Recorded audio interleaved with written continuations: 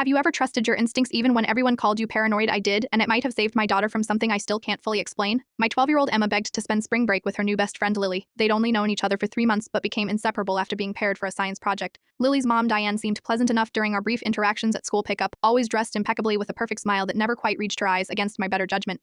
I agreed to let Emma stay for 3 days. The first red flag came when I dropped her off. "We're so excited to have Emma," Diane chirped, blocking the doorway as I tried to help carry Emma's bag inside. "I'll take that. We like to keep the house tidy." As I hugged Emma goodbye, I glimpsed the staircase behind Diane. The upstairs hallway was completely dark, despite it being midday. Something about it made my skin crawl. That night, Emma called for our usual check-in.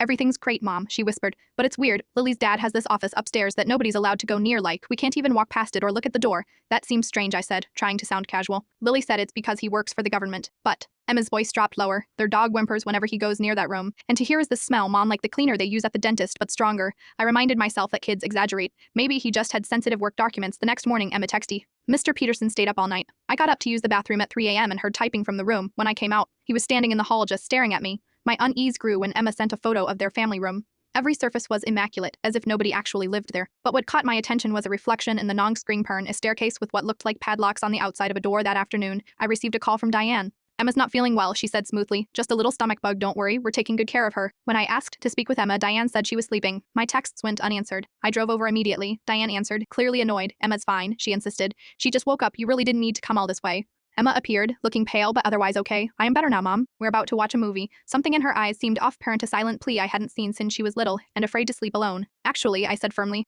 "I need Emma home. My mother's had a fall, and I might need to travel tonight."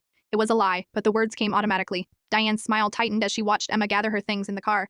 Emma was unusually quiet. Finally, as we turned onto our street, she spoke. "Mom, last night Mr. Peterson took Lily to that room. She came back really sleepy this morning and couldn't remember anything. When I asked questions, he kept staring at me during breakfast." A week later, we learned the Petersons had moved away suddenly. The school had no forwarding address. Emma still asks about Lily. "Sometimes I don't have answers, just a renewed faith in the voice inside that whispers when something isn't right. Sometimes being overprotective isn't a flaw. Parent, it's the most important thing we can be."